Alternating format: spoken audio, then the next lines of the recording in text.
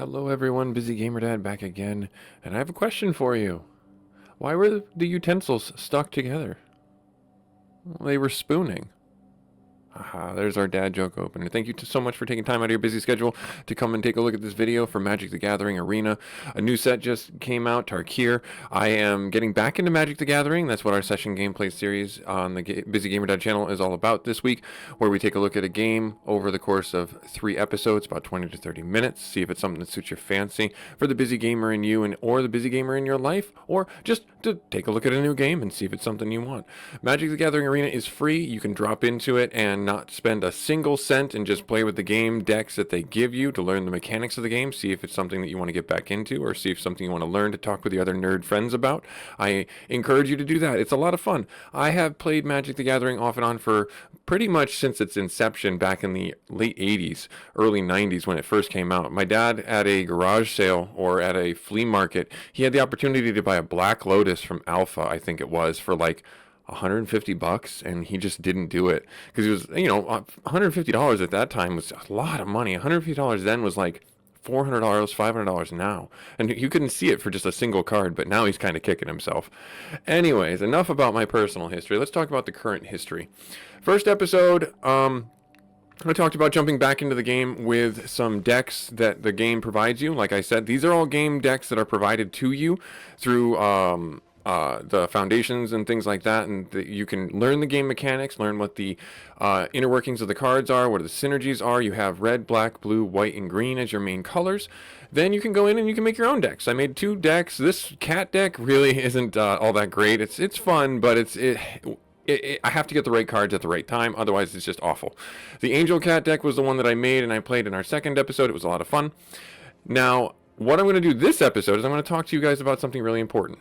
You guys looking at this are like, wow, this is just a lot of pictures, a lot of things that I might not know, a lot of things that I'm not going to connect the dots for. It's going to take me a long time. Don't worry. With the age of the internet, there is a wonderful way to figure that out for yourselves. And that is through the Magic the Gathering Untapped website. This is also free, and you can look at the tier list. You can download decks and you can import them into the Magic the Gathering client, and you can see if you can craft those decks. Currently, this mono red deck is like the highest win rate one. I won't be doing that one. I don't want to play mono black either. I feel like that's a little bit weird, a little bit off-putting for my play style. And I say off-putting as in the sense of like each color has its kind of standard flow and mechanics. So red is aggression usually, and big attacks and a lot of direct damage. Black is like your life is a resource. You bring creatures back from the graveyard or exile and things like that. White is all about life and restoring life and keeping your life total high or regaining life. Green is all about monster creatures, like hugely powerful creatures, like 12/12 creatures. And then you have blue, which is all about control, bouncing things, taking over things, and maybe some artifacts sprinkled in there for all of them. It's really fun to see how the game flows with each of these decks, and they interplay on each other. So green and white decks have big creatures, but you have that sustainability. Black and red decks are very aggressive, and you can use your life total to cast some really big black damage, direct damage spells, things like that. So what I did was I took one of the decks that was on there and I imported it into the game here, and it's this one here, the Celestia. And inside this deck, it has a lot of the Tarkir cards, or some of the Tarkir cards. These are cards that I don't have, the ones that you see here. I know I'm going into a long-winded intro, but I want to make sure I'm very transparent with you guys that I don't have all these cards. These cards are not available to me. However, I can craft this deck, and you saw that on the MTG Unplugged site that I could craft these cards, and that's exactly what I'm going to do. So when I craft this deck, it's going to take my wild cards, and it's going to fill out the ones that I have missing. And that's it. And then I can play with this deck all I want. I have never played with this deck, and we're going to play with it together to see if it's something that we can get working and see if we can figure out how it works. The biggest thing about this deck that I'm seeing is it relies on the Calyx, Guided Fate, to really put some enchant bonuses on creatures, as well as copy those enchantments and put them on other creatures, and then kind of create an army of enchanted creatures that are really strong. You do have a couple of things like Sheltered by Ghosts, which allow you to enchant creatures to protect them and give them Ward, which is an ability where they have to spend some more extra mana or extra resources to cast spells. You do have a couple of other cards that give you flying and things like that. You have counters that you can put on things from the Toadstool Admirer, and Audacity is a really big utility where our creature gets trampled, so that means that the damage doesn't just stop at one creature, it can go over to the next creature. You have Hexproof, which allows your creature to not be the target of spells or abilities, and the Flash command allows me to cast this instantaneously onto a creature that might be otherwise destroyed or killed from an effect or an ability from another monster. And then we have, where was it? Is it Ethereal Armor, where we have First Strike, which allows us to do our damage first, and if the monster dies, they don't get to hit us back. Okay? So I'm going to spend my resources, I'm going to create this deck. I'm going to craft all. It's going to say that I need to do this from here. I'm going to say finish the deck. There we are, and we got a little achievement. If you're an achievement hunter, this game is definitely for you. There are lots of little achievements for that. Now, what I just did is not meta. It is not what I should have done. And I did that on purpose because I also promised you all, I clicked the wrong button, sorry, I'm rambling. I have packs to open. Who doesn't love opening packs? Who doesn't love opening packs? We're going to open them up from the previous series right here, and I'm just going to click open all. We're going to get some wild cards from there. We're going to get some new cards to add and to our collection and things like that. And I might have actually gotten some cards that I just crafted, but that's okay. That's all good. So let's see what we got. Open all packs from the Ether Drift. This was the previous set. This was high on like vehicles and cars and things like that. The Sundial Titan, that was really good. So these here are our mythic cards or our rare cards. We'll see what we got. So Mindspring, Merfolk, Exhaust. Okay, so we can do that once. And that's a pretty big creature you can make if you have the right mana for it. Baris, Tomorrow's Champion. And he creates tokens and things like that. Okay. Thopter Manufacturer. Okay. Possession Engine. Gotcha. And then what's our last? Oh, this was one that I was looking for. Yep, so you can see here, these are the first time I got these cards. A lot of these are going to be the first time I got these cards.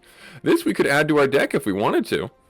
Whenever Gorin attacks while saddled, put a +1/+1 counter on each of up to 2 target mounts or vehicles. This could be really helpful for our deck. And we could change our deck to be what we want it to be. And that's what I like to do. I like to play with the decks that are currently, fashioned in the meta way. But then I like to make them my own. And I'll do a different, title of it. Now, this is the Tarkir set. This is the brand new set that came out. Let's see what we got. I'm excited. I'm excited. So many cards. I'm not going through them all with you guys just for the interest of time and things like that. So we got nice. We got a rare wild card. That's really good. This is an enchantment. Oh, it's only a white-black, though, unfortunately. Abzan. This guy is like one of the main characters. Interesting. He's a human druid. Okay, fair enough. Oh, this one also. First strike when enters. Copy the next spell you cast. If we had... No, this is the 2 colors or 3 colors that we don't have in our deck. This one, on the other hand, this creature enters, mill 3 cards, equal to the number of lands you control. Renew. Exile cards from your graveyard. Put X +1/+1 counters on target creature, where X is the number of land cards in your graveyard.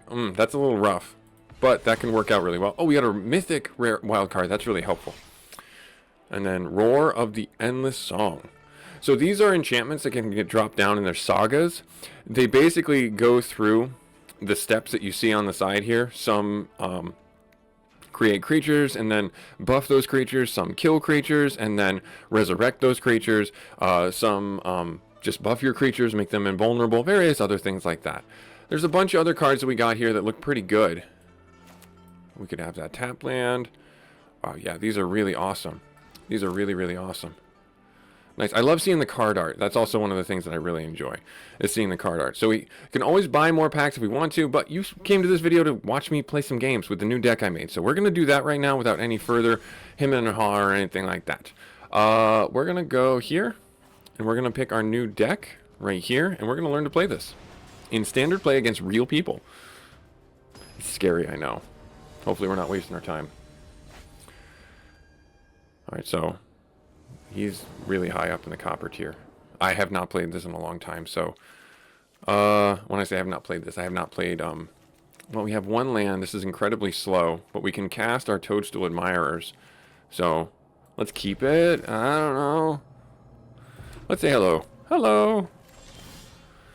Oh, if only we had a green, a red, a white source, we could cast these guys too. So he's safe for now because of the ward effect on him. Keeps him kind of out of danger because he has to have the mana, the extra resources to do damage to this guy. Alright, so what has he got? Equipped creature. Yep, gets haste. Oh, of course. Well, we need to get an extra land, that's for sure. Otherwise, we're kind of sitting dead. We're drawing dead right now. We missed our land drop. They've got their 3 lands out, so they're going to be really set for... Oh, this guy. Storm Chasers. Yep, so he's got to level this up. So this is like those enchantments that I was talking about, where he needs to... spend things to level up instead of the Saga where it just naturally moves forward. Nope, we're gonna take the damage. This is just silly. We might end up just losing because we have no draw. No attack. Yeah, we missed our land drops. Not a really good opener, but we did get Calyx, so hopefully this works. Nope, he's ramping up pretty strong. We will fail. Unless we get another, if we get a forest, we might be back. Or sorry, if we get a plains, we can get back into business. But I just don't see that happening right now. We can do. We'll probably drop the armadillo next. Yeah, because I can't block this guy. Yep. So blue red is all about damage and control of the map. Next to combat. We'll hit all attack.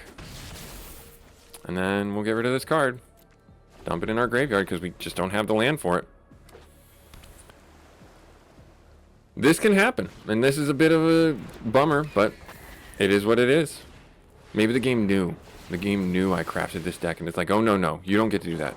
So you look at these and you're just like, wow, these things are all like getting buffed up and everything like that. That happens. Don't get intimidated by it. Yes, there's going to be meta. Yes, there's going to be all these like synergizing effects and things like that. Do not worry. We lost. It's okay. You can play again. That's the thing about Magic the Gathering Arena that I really enjoy is you can, not Copper, sorry, Bronze League, but you can jump into another match in the next 30 seconds. Matches typically last about, we'll say 10 minutes or so.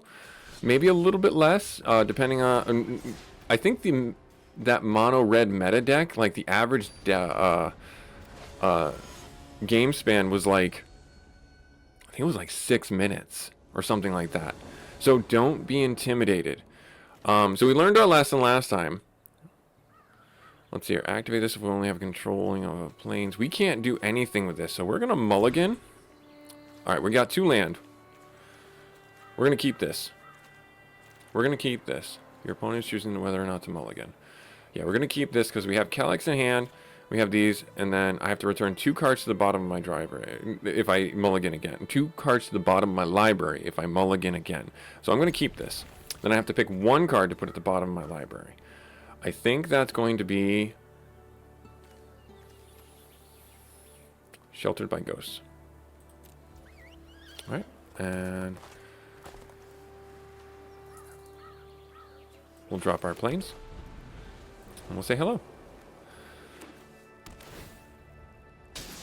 Oh, okay, so he's just doing that. Gotcha. Alright, so we're going to drop this down. And we're going to drop this. And we're going to take a damage. Yep. We're going to auto-pay that. We're going to take the point of damage. We're going to drop him down.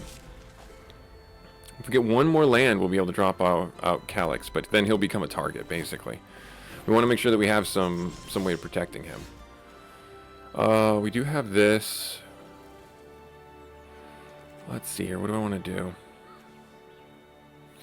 We could drop him, our guy, in here.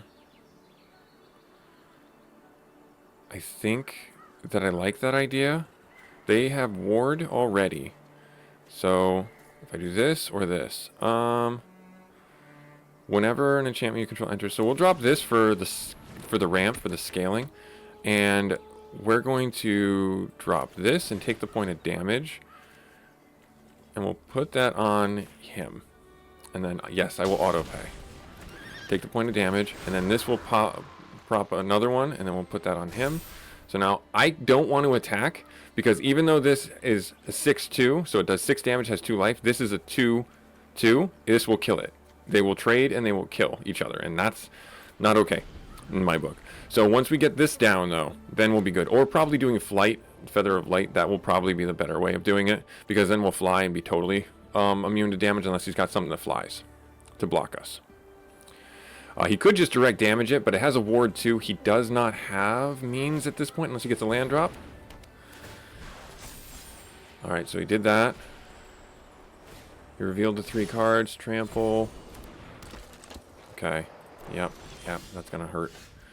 Alright, so we could do this, but I'm gonna do this instead, and I'm gonna take the point of damage. Right there. Right there. Draw a card. Unfortunately, we don't have... That's a bit of a bummer. I would really love to get another land right now. No, you stay back. And then we'll hit him for 8 damage. So he'll hit us back for 6 minimum. If he hits everybody. So he paid that. So now what did he do? This doesn't untap. Yep, can't attack or block. So he basically pacified this. Yep, can't attack or block. And so now he's going to attack back with that, and that's okay. So we can't do anything with this guy anymore. Control leaves battlefield. When this enters, exile target non-land permanent. So we have to pay this. So if I pay this now, and then I will take this away, bump this guy up, and then he can attack again. And now he has lifelink, which gives us 10 points of health back. So now we're back up to 21. And now we now have lethal on him next turn, unless he can find a way to deal with this guy again. And he has sheltered by ghosts on, so he's got a ward of 4 essentially. So kind of a weird thing to say, but you know, he has to spend 4 extra resources, so I don't think he can actually do anything. Good game. Good game. This was a good game. Nice. We were able to ramp it up and get it to work. And he scoops out. Nice. Awesome. We won. We figured out how to make our deck work. We couldn't get Calyx out. Well, hopefully we can. Hopefully we can in our game together.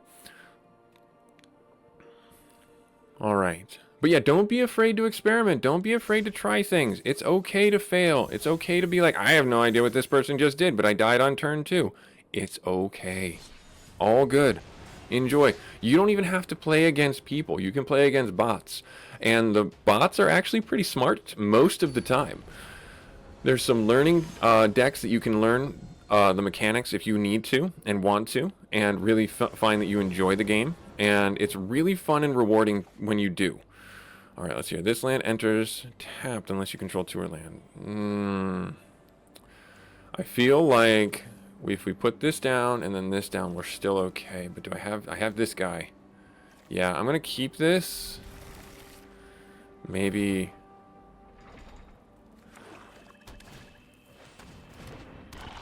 We'll say hello. Audacity. Alright, so let's drop this down now. And it's a colorless. Let's drop this guy down. Yeah, let's pay our life. Let's drop this guy down. It's okay.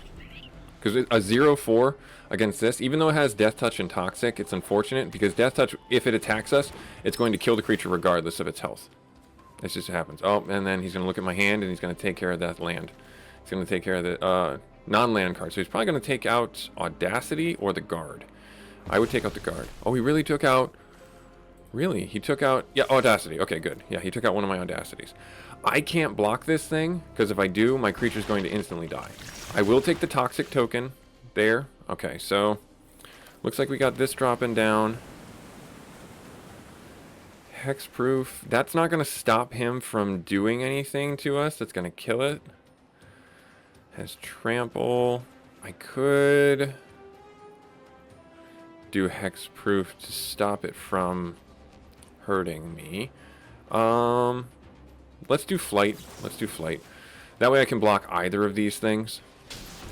I do auto pay a lot of the time. That's not super smart in most of the ways that you would consider auto pay. It works most of the time. I would say 80% of the time, 85% of the time, it pays the mana cost and the HP cost in a way that makes sense. But unfortunately, you need to be careful. In some situations, that 15-10% of the time, it doesn't do what it needs to. Oh no, I should have done the hexproof. Should have done the hexproof. Yeah, this deck is just going to win. He's going to win. And that's okay. Alright, so we're going to drop this guy down. Auto pay. And we're going to start blocking these guys. I have to. There's just no way around it. Alright, so that dropped down.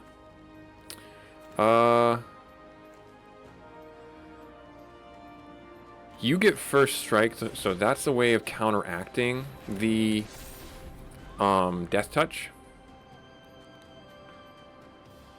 So that will keep one of them at bay. This guy, unfortunately, that's going to be a bit of a nuisance, and now he can block. He can attack in with that.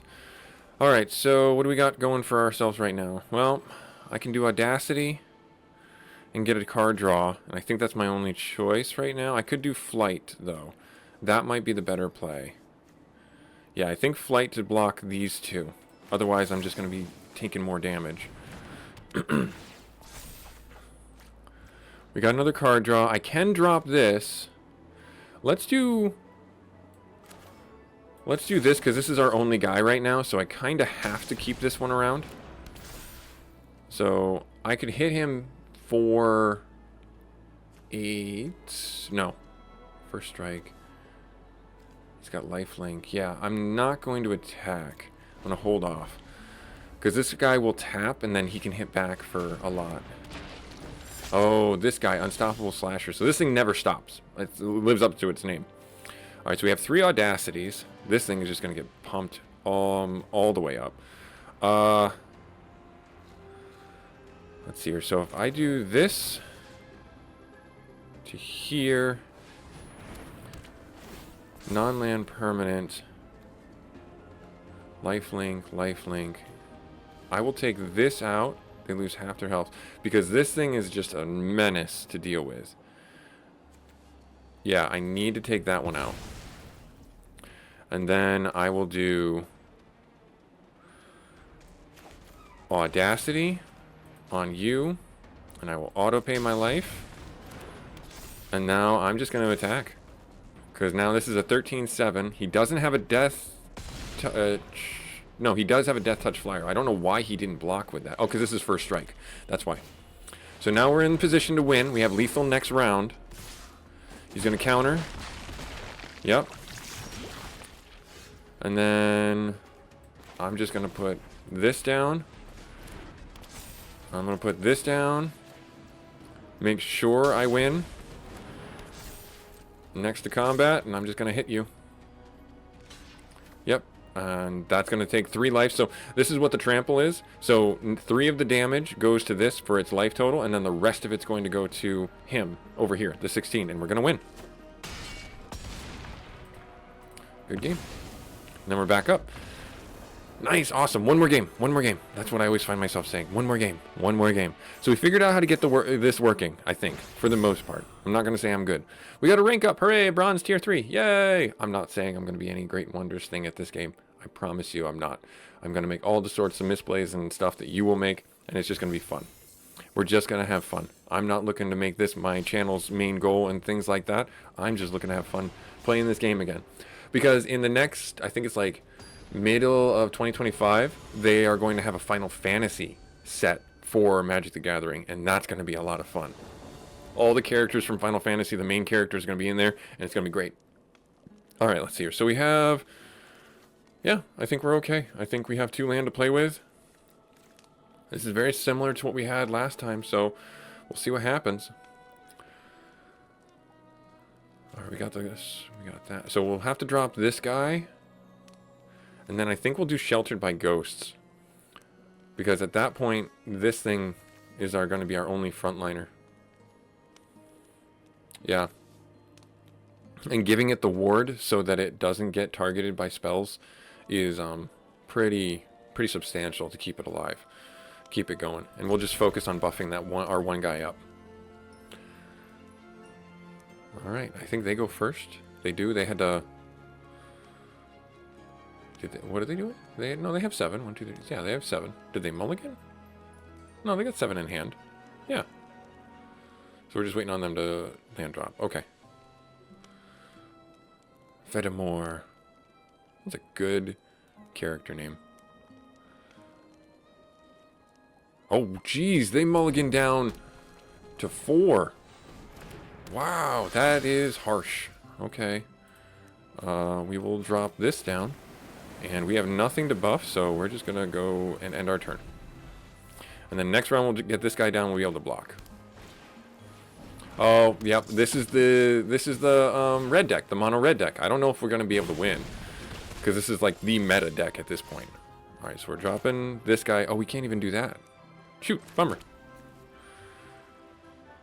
Alright, so, oh no, that comes in, enters tapped unless you have 2 or fewer lands. Okay, cool. So we do have 2 or fewer lands. Nice, we're good, we're good, we're good. I'm going to auto-pay that. If it, no, that came in as colorless. Right, got it. Alright, so now we can block this guy if we need to. Ah, there it is, the Manifold Mouse. That's the thing right there. So when we do Sheltered by Ghosts, we're going to take this guy out. And so this gets double strike. Yep, deals 1 damage. Yep, and then we're going to do no block. Because it's going to hit us twice. Yep. Alright, so... creature gets first strike enchantment. We're going to do Sheltered by Ghosts. Drop this here. And we're going to take out the Manifold Mouse. And then we're not going to attack. Because this guy would clap back for 3 more damage. We have lifelink now. But again, that's one of the things that we want to make sure that we're leaning. Once this gets first strike, then I'll be willing to go into it. And then that's going to deal 1 damage to us. That's fine. Nope. We'll go down to 4 more damage. So yeah, we're going to go down to 4 or 7. I mean, bleh. All right. So now, will we stabilize? How will we stabilize? If I do this, first strike and audacity. Yes, these 2 together. On you. And on you. Auto-pay the life. There, and then he's tapped out. We're going to get life back. We'll be okay. We'll stabilize a little bit. So we'll get 9 back. So we're back up to 15. Next round we can do audacity. Double audacity again on this guy. And then that will actually be game. Unless he can find if he attacks with everything. Oh, there it is. So that's a 6. So if he'll attack with everything, he wins. 6, 7, 8, 9, 10. No, we'll win. I think. Yep, we're going to win. Nice, awesome. So yeah, we win. So we do audacity. We do audacity. Auto-pay it. And all attack. And we win. Nice, we beat the meta deck. We were able to get the cards to beat the meta deck. Hooray! Go us! Busy Gamer Dad showing you MTG Arena. I encourage you guys to play this as a busy gamer. It's great to drop in. This is mobile. This is on Steam. And it's a lot of fun. I'm relearning the game. Like, comment, subscribe if you feel so inclined. Thank you so much for taking time out of your busy schedule to play this game with me. We'll catch you next week for another session gameplay series where we take a look at a game over the course of 3 episodes. See if it's something that fits your busy lifestyle, busy gamer release, etc. All that fun stuff. Hope to see you there. Later.